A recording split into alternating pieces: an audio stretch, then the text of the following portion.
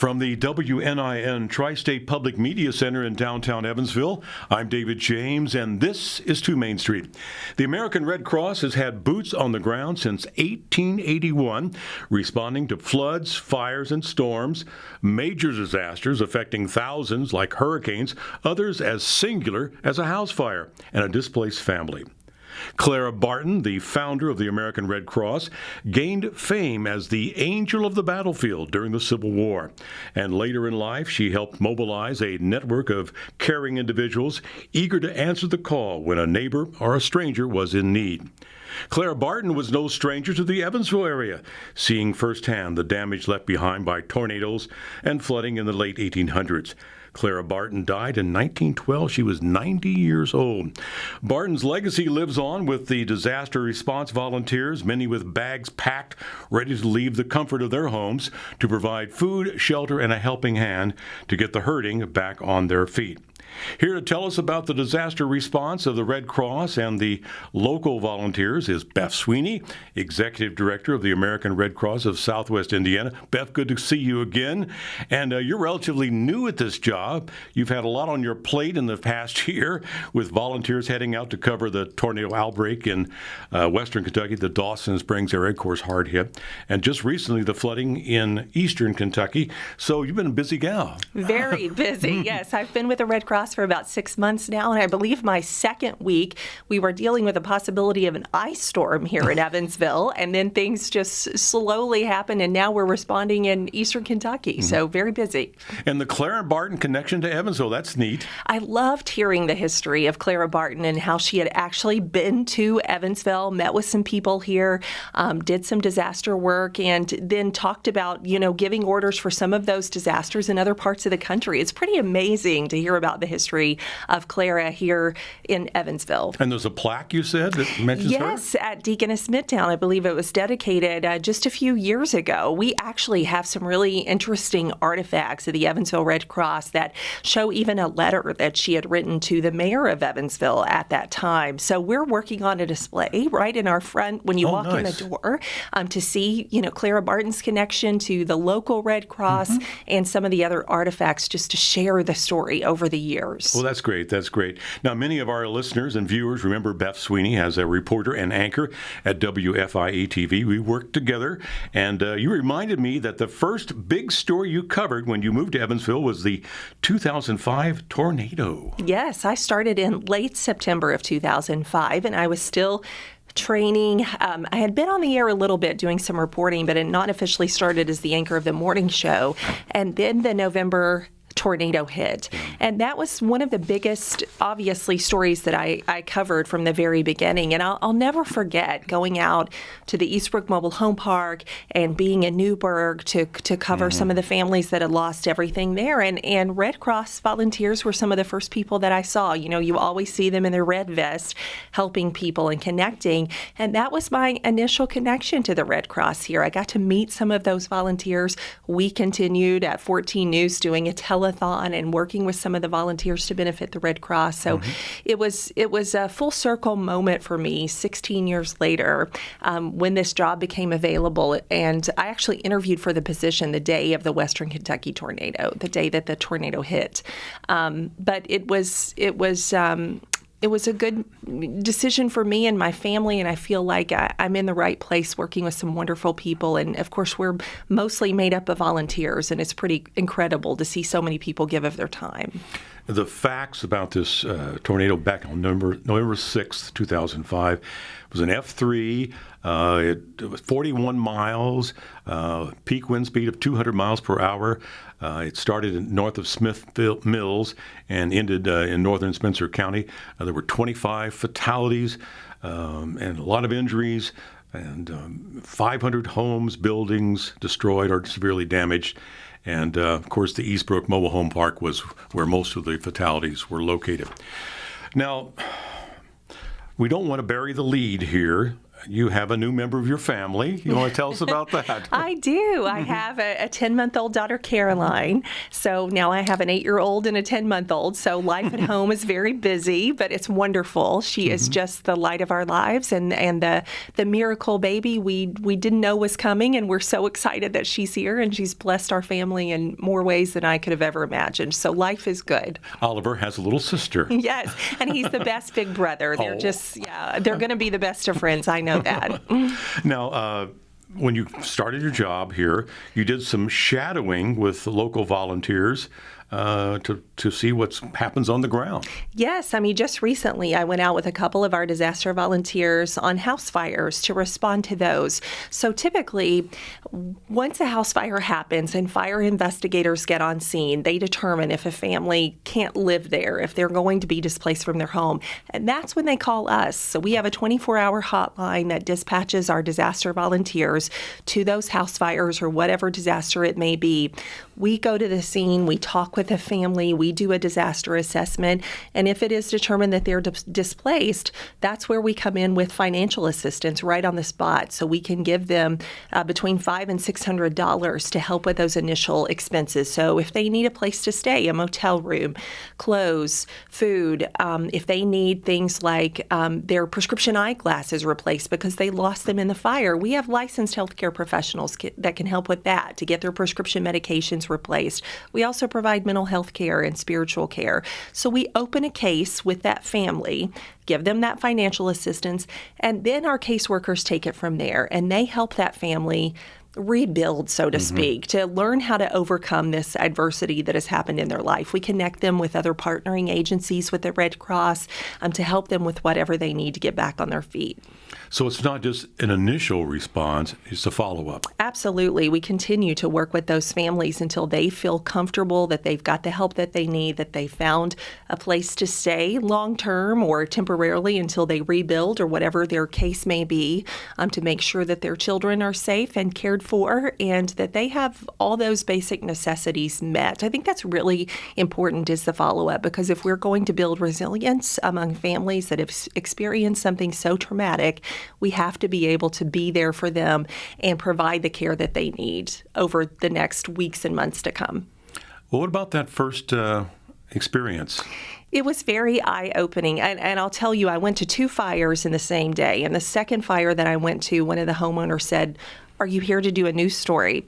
She thought that I was still reporting, and it was really interesting to get to talk to her about my new position and what the Red Cross does.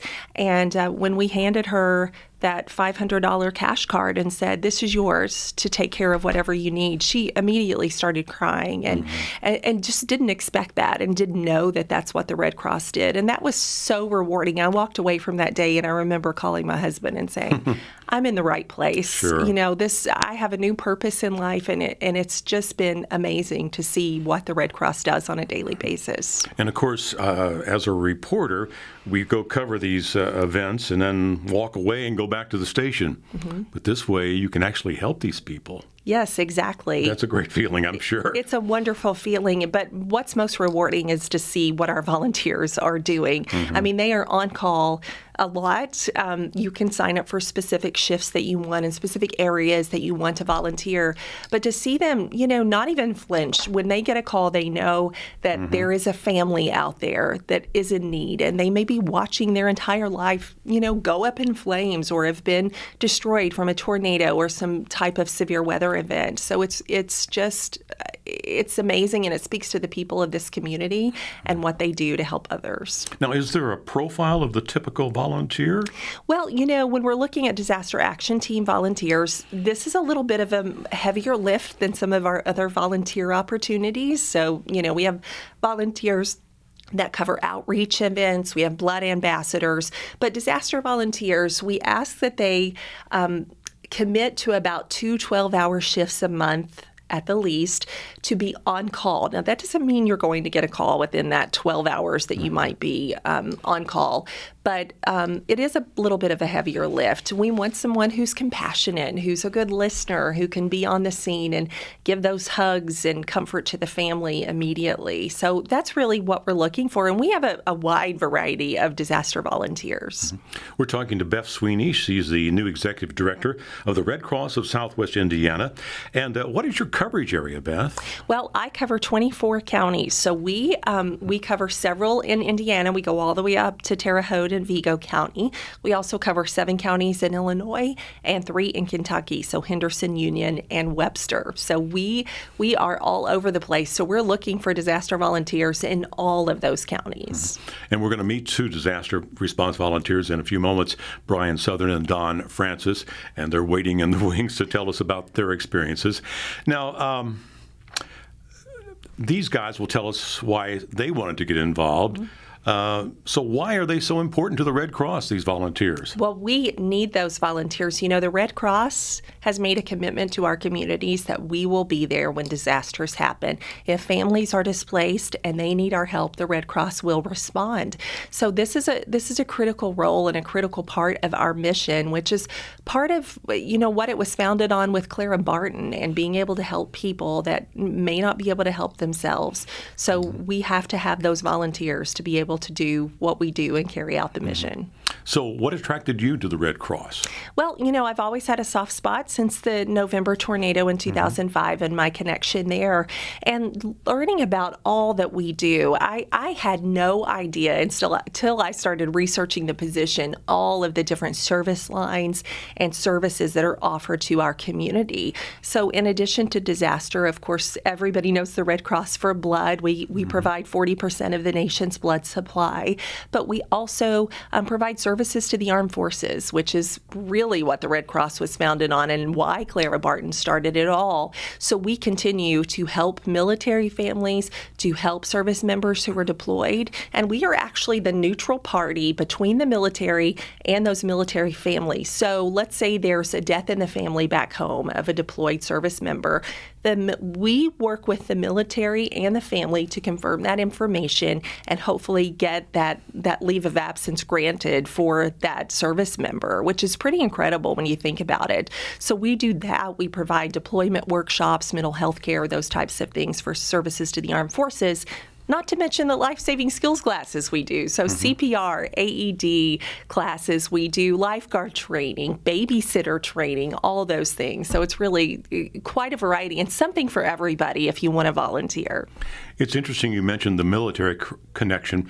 I just interviewed Bill Young. He was a former Marine, and this is for the Vietnam Love Stories segment that I had, and he said he was after he left Vietnam, he was sent to Guantanamo Bay as the Marine attachment, and while he was there, he was contacted by the Red Cross about the death of one of his buddies who served with the 101st Airborne Division, and he was killed in Vietnam, and they reached out to Bill Young in Cuba and arranged for him to be transferred with the body to the funeral in the United States. Wow. So the Red Cross is everywhere. Oh, they are everywhere. And, we just celebrated our 80th anniversary of the Red Cross Canteen that was established back during World War II. It was right along the railroad there on Fulton and 2nd, Ohio, kind of that area, as a stop for soldiers that were heading along the railroad. And it really became one of the famous stops. It was a favorite of soldiers. There are so many letters that soldiers wrote back to thank the people of that canteen that just provided a warm meal and care. I remember reading one where a soldier said, I was missing my mom and my girlfriend so much back home, and you all made me feel like I was home, even if it was just for an hour or two. Just to have that comfort and support was amazing. So we love to hear those stories about the canteen. They have a replica at the Evansville Wartime Museum of the Red Cross canteen. Of course, that canteen also served soldiers from both races. That's right. During World War II. Yes. So the Red Cross Canteen, that's a great story in itself. Now, you talk to the volunteers after they go out on these assignments. what do you hear back from the volunteers when they come back from these disaster areas? Well, as a journalist, I'm always asking Sure. lots of questions when they come back in. I want to hear their stories, and I want to hear about who they've impacted. I remember one just a few weeks ago, and you're going to be talking to Dawn Francis, one of our volunteers, who responded to a house fire in Henderson with a single mom of 7 children, I believe, ranging in a wide range of ages. But to be there and to respond and to be able to provide assistance to her right off the bat, the story is just amazing because you just don't know what families are going through. And then the caseworker that continued to follow up with that mom, and we were able to provide some additional assistance. But there are so many stories of, it's heartbreaking to see what people are dealing with, but to know that someone is there for them and someone they can trust like the Red Cross means so much. I think it's interesting that, of course, you were a reporter covering these stories, and now you are a newsmaker being interviewed about these stories. What's that been like? It's been very interesting, but I love being able to tell the Red Cross story. And there's so much history. I got to go to Washington, D.C. and be there in the halls of the American Red Cross and to see all of the history and the quilts on the wall that were signed by, famous people like Theodore Roosevelt, and just to see the support over the years and hear about the Red Cross nurses and the Gray Ladies and all the people that have supported the Red Cross over the years. It's humbling to be a part of such a historical and impactful organization. Now, we talked about when these volunteers show up at these scenes, they deal with the immediate need, and there's that follow-up when the disaster is no longer the lead story, and this goes on for months. It certainly can. It depends on what those needs are. But, with a Western Kentucky tornado that happened in December, which is a different chapter from ours, but I had the pleasure of chatting with the executive director just a couple of weeks ago about what she learned from that experience and what they're doing now to continue the follow-up there. So the Red Cross raised a lot of money designated for Western Kentucky and those families. The initial response has been taken care of. We're looking at 6 months later and what's happening now. So the remainder of that money that was donated is being used to help families and to help businesses and nonprofits get back on their feet and hopefully rebuild right there in Dawson Springs in Mayfield, Kentucky. So that's being done through a grant process. One example is a domestic violence shelter that was wiped out in that tornado is going to be able to rebuild because of a grant that was approved and is going to be using Red Cross funds to be able to rebuild there. So it's pretty amazing to hear about this long-term plan of recovery in those areas that were hit so hard in December. Well, thanks, Beth. We're going to be talking to you later about the need for more disaster team volunteers and how our listeners and viewers can get involved. And next, we're going to meet 2 of the local Red Cross volunteers, Brian Southern and Dawn Francis. They'll share some of their experiences in the field, why they do this, and their pitch for others to join the team.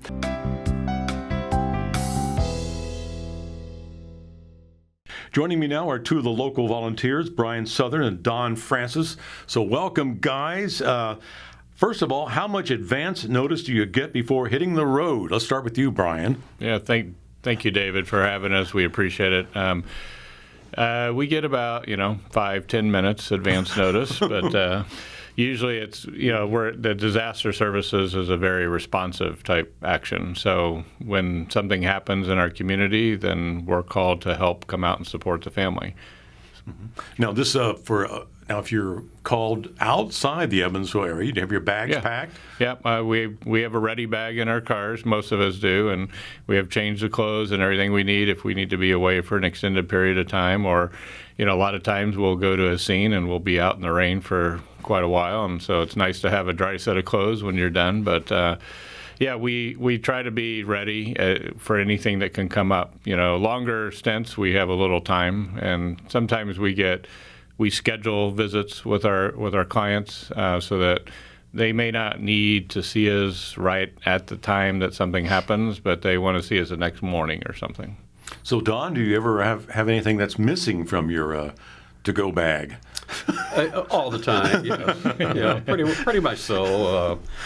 See, when we deploy for, say, a national event, which would be something like a hurricane or tornado, and wherever we go away, usually that's a trip. The last two hurricanes I was on would have been Hurricane Michael, and then before that was Hurricane Florence. And they were almost back to back, so that made it interesting. And Yeah, they're both in 2018, I believe. Yeah. I think so, yeah. And the thing is, it's hard to remember everything you want to take. There's only so much you can take. Right. Most important thing is an inflatable air mattress, Oh, okay. for sure, for sure. Because you never know where you're going to end up, do you? That's right. And you never know what the circumstances are going to be for lodging and exactly what you're going to do Exactly. when you arrive, because we have so many different things that we do on the large disasters that, if you'd like to discuss that, So, so you guys have been on these missions before. Now, Yep. Brian, you kind of stay closer to home. You've been doing Yeah. the counties around the area. Yeah, so I do several things for the Red Cross. So, and I also own a couple companies. So I have to, if I was going to deploy for a couple weeks, I would have to really coordinate and schedule that. So I've been on a few in the past. I've been on 3 large-scale disasters.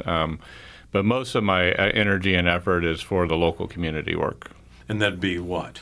So I do disaster services. So we respond to fires and like on Monday where we had lots of homes that had tree damage and trees falling on homes. Some flooding in this area. Occasionally we help customers out, but then I also do blood services. So we deliver blood in emergencies to different hospitals, and we do blood drives, which is always a need for us. And then I'm the shelter coordinator for this for Southwest Indiana. And then I also serve on the board of directors for the American Red Cross. So kind of lots of roles to kind of make sure everything happens, and just always constantly recruiting for new volunteers, which is one of the big things that we need right now. Well, it shows you the wide scope of the Red Cross, all the services it provides. So that takes a lot of people. A lot of people. For sure. A lot of people. And a lot of people forget that the Red Cross is probably 95% of the people that work in the Red Cross are volunteers. So a significant portion, one of the largest volunteer organizations in the country. Now, Don, you're kind of the hurricane guy. You got 2 under your belt. Well, I've switched roles just a little bit recently to where I do local events, something you can basically drive to within 50 miles or so. And, when you start getting a little aged, I realize I'm only 39, but things change. And so You look younger than that. I stay, yeah, thank you, Dave. He's been 39 for a few years Yeah, now. for quite a few, yes. Jack Benny, wasn't that his line? That or was his something? line. Yes, Exactly. okay. Exactly. That shows you how old I am. Oh, okay. Remember Jack Benny's lines. But no, I don't do the far-out deployments. But so, like I said, local deployments, which we always have a flood in the spring. Okay, so we set up feeding stations and do mobile feeding for those. Also, like Brian mentioned earlier, we had the event with the storm, Monday's storm. So We're recording this in August. Yeah. yeah, and it was. You really don't get a scope of the events unless you're out there and actually see it. And I don't think a lot of people realize how bad it was. But we've had an extremely busy week. Tree versus house. Tree always wins, always. And a couple fires mixed in with that last night. So I do that. And if you'd like me to describe what we do on a response to a home, I'd be glad Well, I to. understand you were at a fire in Henderson recently, and a lady had, 7 children? Yes. Tell me about that. Well, that was interesting. She was a single mom and 7 kids, and I think they were from ages about 15 through 2. And they lived in a single-wide mobile home. So Wow. it made it, they were extremely lucky to get out because usually in a fire you only have 2 minutes to get out before you're overcome. And they got out, nobody was hurt, and that's the net result we look for. I know the first fire deployment, not deployment, but the first fire run I made, there were 3 fatalities in that one. So you don't want that. You never want to see that, of course. But what we do, we provide our teams, disaster action teams, they're called DAT teams. What we do is provide the people with enough goods and services, I guess you'd say, to get them on their track to recovery, get them on that road. And basically we tell them that when we meet with them, that this will get you going for 2 or 3 days. It could be just references and referrals to other nonprofits who can help them. In a lot of cases, there's also financial assistance that we can provide and make referrals for other people, other organizations to provide the clients with financial assistance. So we get them going for 2 or 3 days, and then within a day or so, one of our caseworkers will call them and start talking about other types of referrals that they can make. The caseworkers are they're the heroes. I think a big thing is, number one, when we get to a scene, our first and foremost job is to provide that initial care and compassion that's needed. These people have just gone through something horrific. It's a disaster. They're an emotional wreck. Yeah, and so our number one job when we get on the scene is just to provide that comfort. Let them know that we're there to support them and help them, and there's lots of resources. Like Don was saying, we have connections and we have support in this community through mental health services, physicians, pharmacists, eye doctors, just all the things that you just take for granted that all of a sudden you don't have access to. Our network allows us to connect these people that have been affected, the families, with all those services within like a day's time frame. So it's an incredible service that we get the opportunity to provide for these families. And just the myriad of needs. You're talking about these 7 kids. I mean, these are school kids. I mean, they need school clothes and they'll need school supplies. I mean, it just goes on and on and on. So do you guys remember your very first assignment? Yeah. Brian? Yeah, so my first assignment here was a fire here in the Evansville community, and it was a mother with 2 children and a dog. We provide services for the pets as well. But I was called out on the scene, and it was this is right before COVID started, so we're just starting to hear about what some of the restrictions were going to be. And but the thing that really got me was just how appreciative the families are. When we show up, it's a symbol of help and hope. People recognize American Red Cross. They may not know all the services that we provide, but the people who've had the interaction with us, understand what we can do for them. And for me, this is about being able to take care of the people in our community, and the personal fulfillment that you get from being able to help people, and knowing that we have this wealth of resources behind us, because we do an extensive amount of training for our volunteers to make sure that they're equipped with everything they need to know to be able to provide the best possible support when they do get on a scene. And so for me, just having that opportunity to do that just affirmed that this is something that I love to do. And, if in a perfect world, I would never have to go to another scene, but That's not reality. And that's why we need the volunteers. We need people that are wanting to help their neighbors and the people in this community. We're going to have Beth tell us how you can become a volunteer Absolutely. in just a few minutes. So, Don, your first assignment with the Red Cross. Well, like I mentioned earlier, my first was a triple fatality fire. Oh, that was your very first? That was my very first one several years ago, and kind of thrown into the fire, no pun intended there, of course, but still, that was a definite learning experience. But, that's for the worst case scenario, really. Right, and it was a situation where the home was totally destroyed, and 2 minor children and plus their father had perished. But there were still some other family members there that we had to take care of. And we provide the clients also with what we call a comfort kit, which is basically toiletries and whatever. And so because they have nothing, I mean, a lot of the times they have absolutely nothing. Sure. Not even their driver's license in some cases when they come out, or their billfolds and purses. So our clothes. Like we met with a lady last night who she had moved to a hotel actually when the electricity went off originally, and then her house caught on fire after they were in the hotel. But she was still in her pajamas when we met with her in the hotel lobby.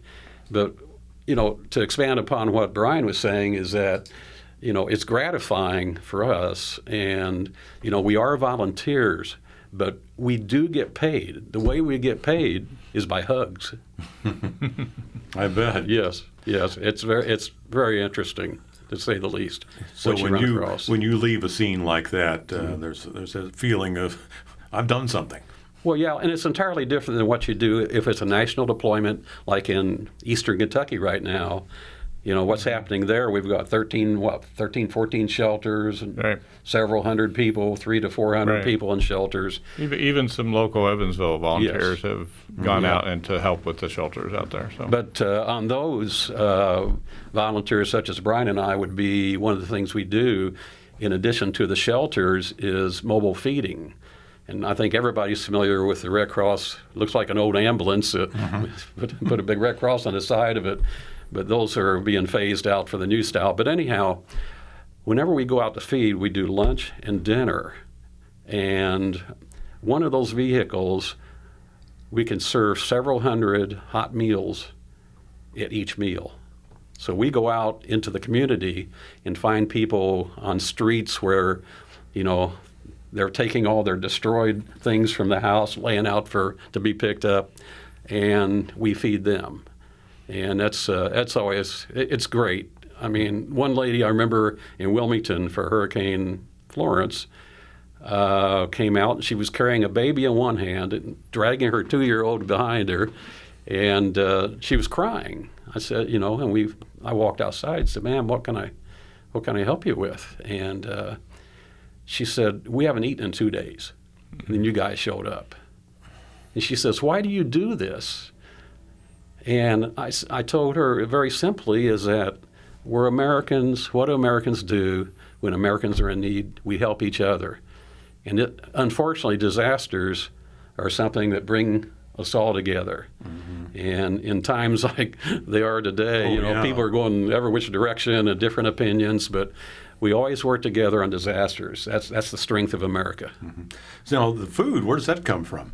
You guys cooking food? Yeah, we try not to cook food. They don't trust us cooking food. But we have lots of partners, local caterers and people that we have contracts with, that when we do have a disaster, then those contracts get implemented. And so there's national suppliers, there's local suppliers. So we have a group of people that's their whole job, is to make sure that those relationships are set up and maintained, and that they're on standby, that if something happens, then we start planning with them. So when it's a big event like the flood in Eastern Kentucky, it becomes a little bit more routine because they have time to get ready for it. When it's like an apartment fire where you have 15, 20 families affected, and we need to have an immediate shelter, then we're calling on our local restaurants and caterers to kind of step up and just kind of make us some meals really quick. And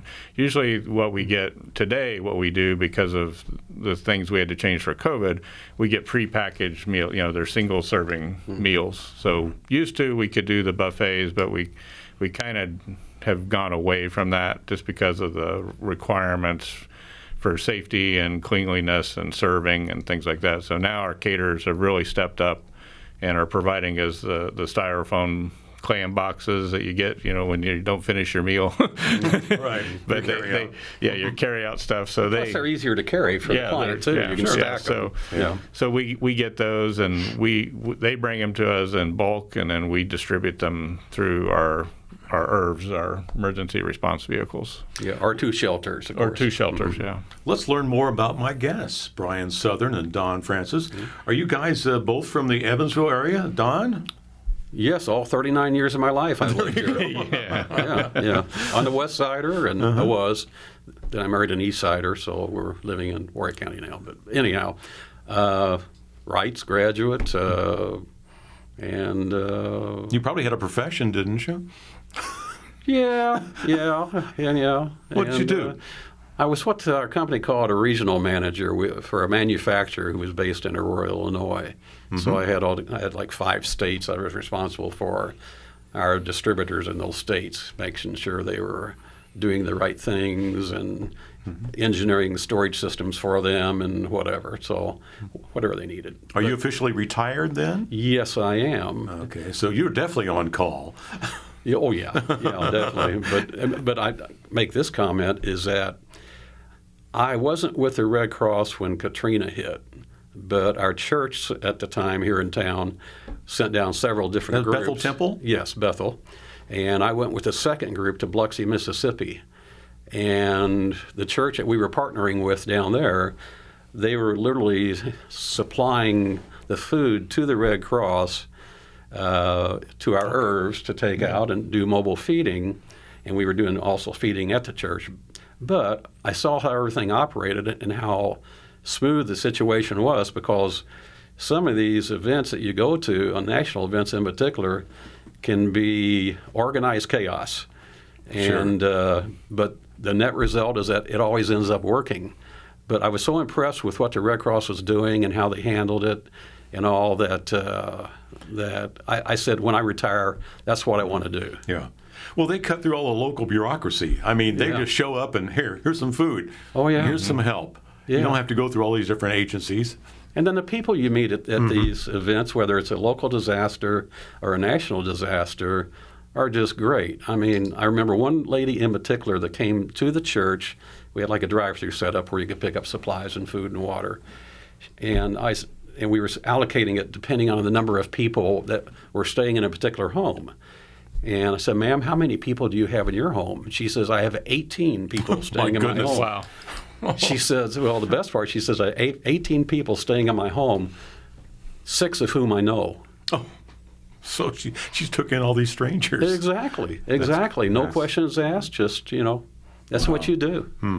And so let's see, Brian, you're a State Farm? I am a State Farm agent here on So town. you're used to seeing damages. Yeah, it's kind of, like my two roles in life are kind of, merged together. Sure. So I do the same thing on a day-to-day basis. We protect families and take care of them when something happens and help them plan for the unexpected. So you're no stranger to seeing trees and homes and flood damage. Yeah. And so, this is, this becoming a State Farm agent is kind of my second career. I own an engineering company too, and I did that for most of my life, for like 35 years. And then when I decided that I wanted to have something that allowed me to stay home more and serve the community more, I made this transition to become a State Farm agent. And that having that type of an opportunity to have a business like that allows me to do the Red Cross work and the other,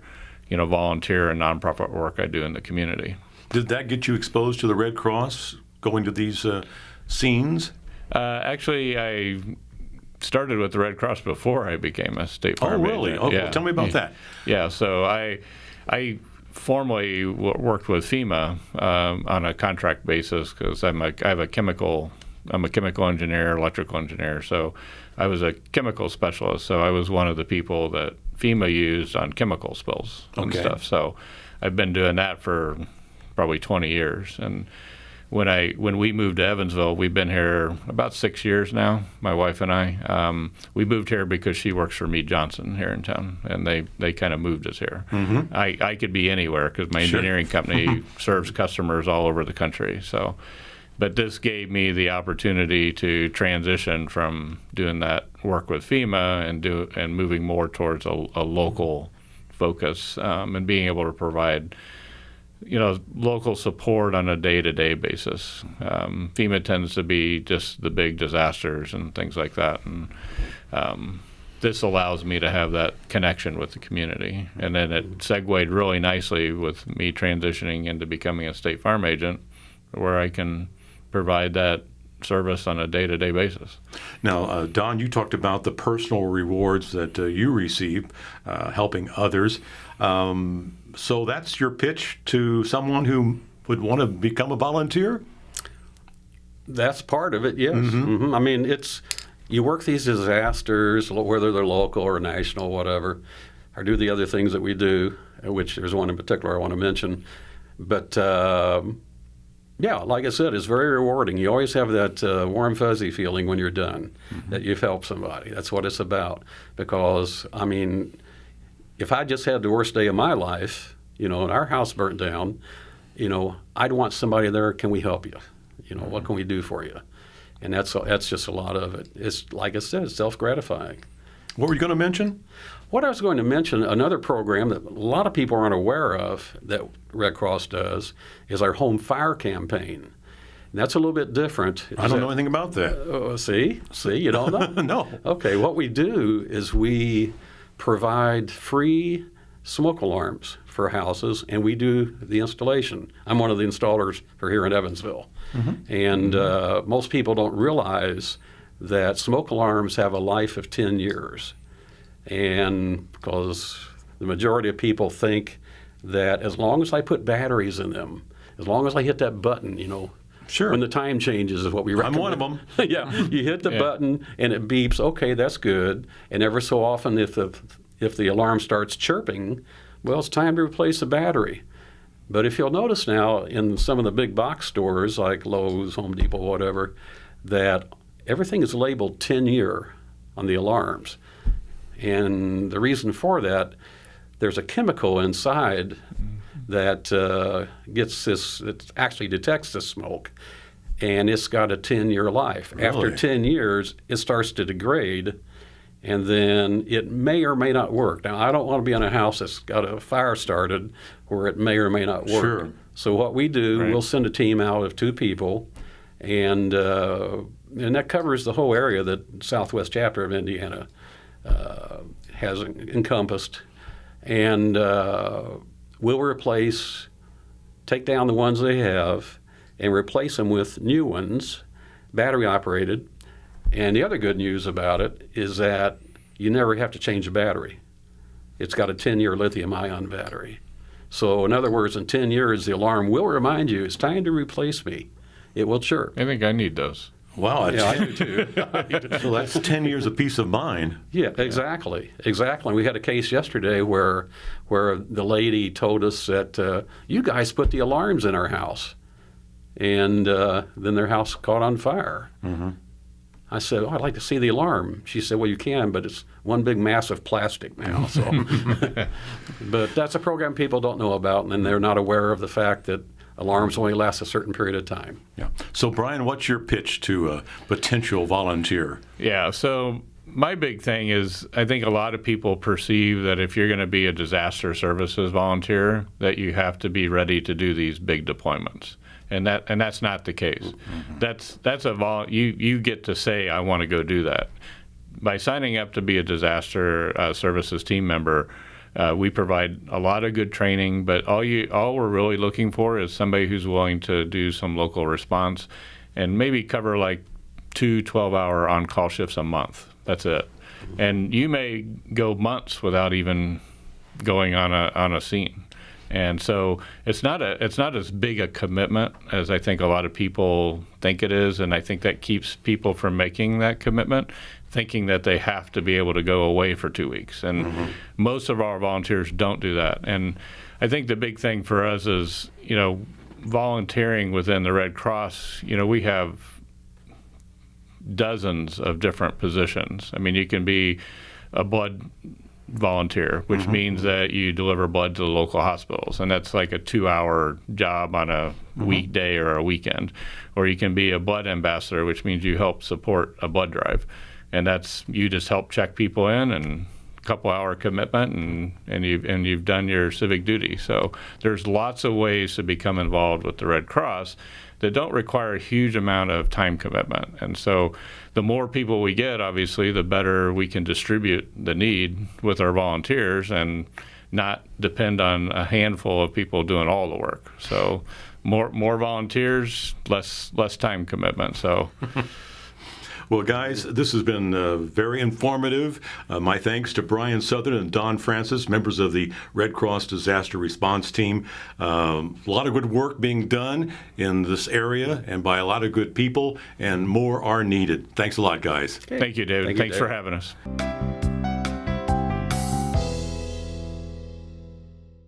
So, Beth, we talked about the need for volunteers. So what's the process if someone wants to come on board? Well, it's easy to get started. You can call 1-800-RED Cross. They'll connect you to our volunteer services department to help you get set up.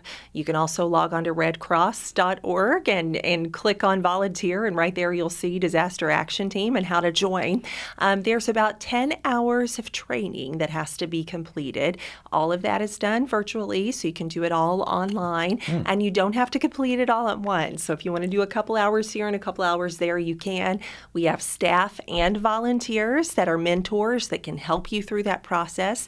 So once that 10 hours is completed, then you're ready to go out with some other volunteers. Typically, when you're in training, you'll go out and shadow. You'll go out on a couple of disasters with some of our other DAT team members to see what it's like and get the experience before you actually start. And then you'll be ready to go. Because I talked to Don Francis, and he said his very first call was a fatal fire, a house fire. So you had to have somebody with you to help you through that. Yes, we do send a team of 2 disaster volunteers to every scene. Yes. So He has like a mentor there. Well, yes, or a team of 2. Yes, Sure. we ask that they go out in pairs.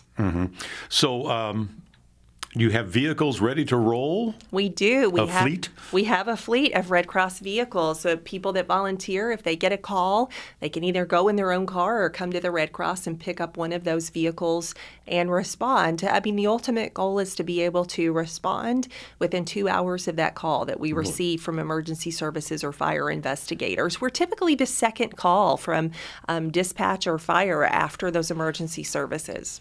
So they call 911 and they call the Red Cross? Depending on, the situation. Wow. Now, do you have stockpiles of goods at the Red Cross? We do. We have an entire supply warehouse within the Red Cross that is filled with things like water, snacks, different supplies that we need when we go to a disaster. When we're responding, say, to a house fire, we bring what's called a comfort kit. So this is a bag full of things that they might need, like toiletries, those basic necessities. We have a particular type of soap that helps you get the smoke smell out of your clothing, those types of things. Just some initial things that people might have lost in the fire that they're going to need right away. Now, we talked about the disaster relief going on in Kentucky. Of course, we had the tornado outbreak in the Dawson Springs and Mayfield. And, of course, as we're recording this program now, Eastern Kentucky is the focus of a lot of volunteer efforts. So how is the Red Cross helping the folks of Eastern Kentucky? Well, there are dozens of Red Cross volunteers in Eastern Kentucky right now. Initially, with that response, they start out with mass care, which is basically looking for what those immediate needs are, such as sheltering, food, getting those basic supplies to families. So there are shelters set up throughout those counties in Eastern Kentucky that the Red Cross is supporting. So we have 3 volunteers from the Southwest chapter that are actually there that have deployed to help. Some of them are working within those shelters and helping those families meet immediate needs, staff the shelter. And then we do have one volunteer who took our emergency response vehicle there from the Southwest chapter. That was requested by the Red Cross there locally in Eastern Kentucky. And this vehicle can go out into communities and serve meals to people. So we may partner with restaurants or churches that are providing that food.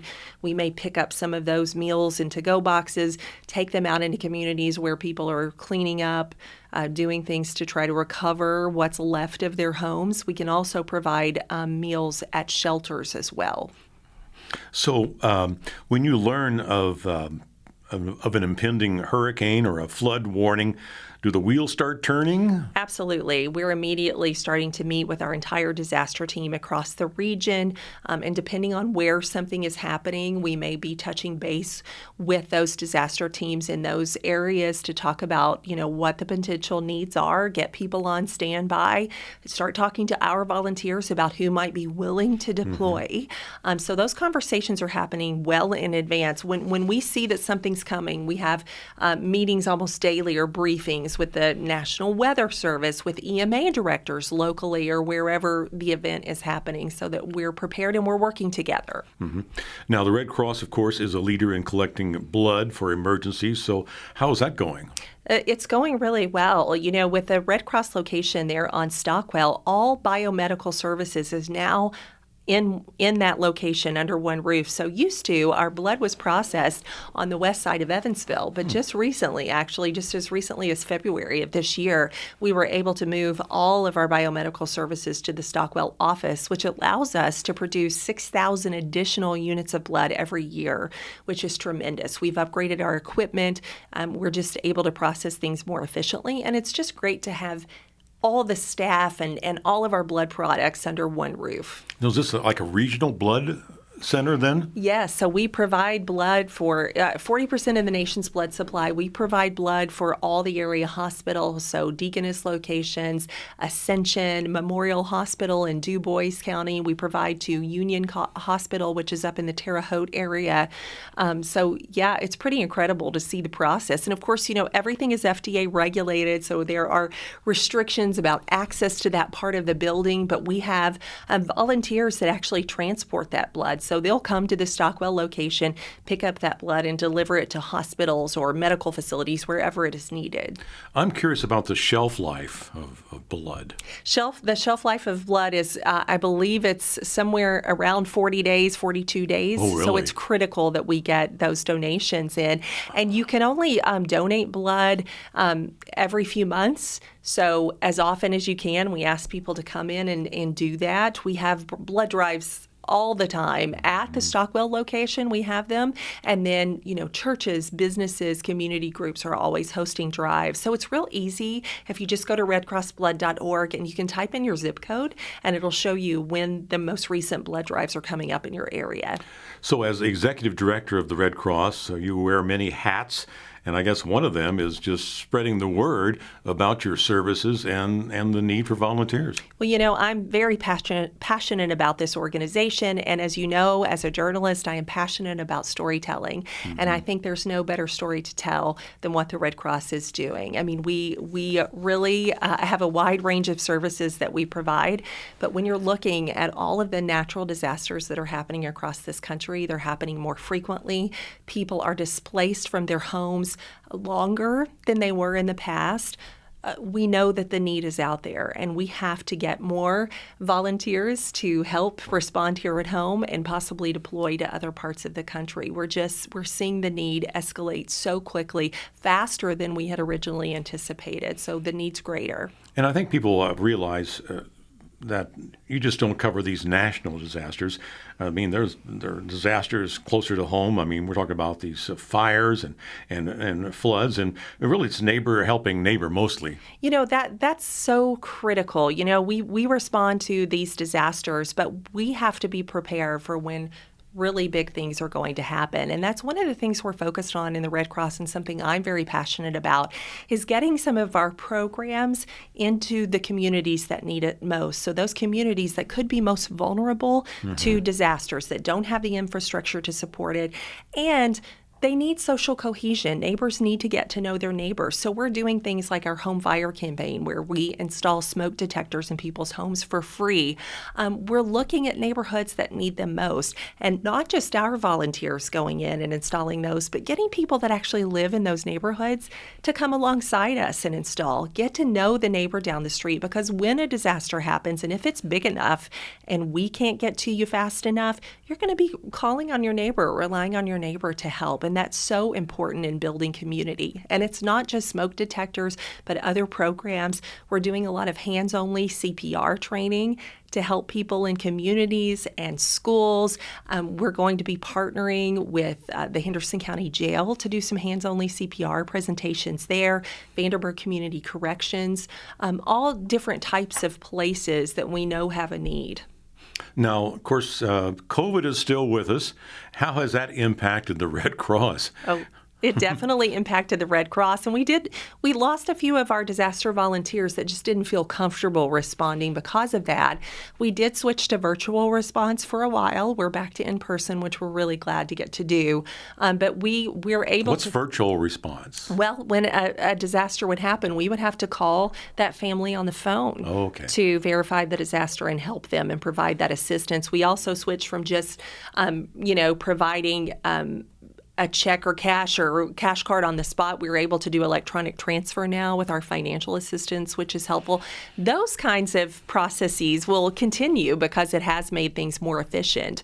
But we're just glad to be able to be back in person with people and see people that we serve face to face. Well, talking to the volunteers, Brian and Don, there's nothing better than that face-to-face contact with these people. And they need that when they're in their time of need. Oh, absolutely. It's critical to get that hug and that support, seeing someone there when you've lost everything and you feel hopeless, knowing that the Red Cross is there and we're going to stick with you and we're going to help you on a path to recovery. It's all about building resilience and helping people overcome adversity in whatever disaster or traumatic event they're facing. What about your turnover with volunteers? Is that just constant? It's really interesting. We have a volunteer base that has been with us for years, and they have such amazing stories to tell.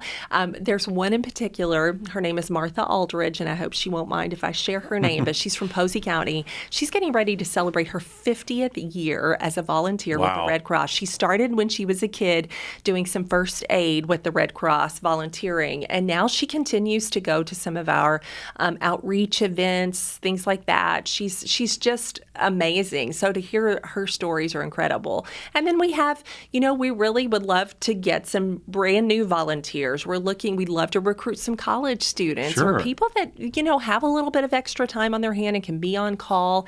I guarantee if you go out on your first response, you'll be hooked and you'll want to continue to help.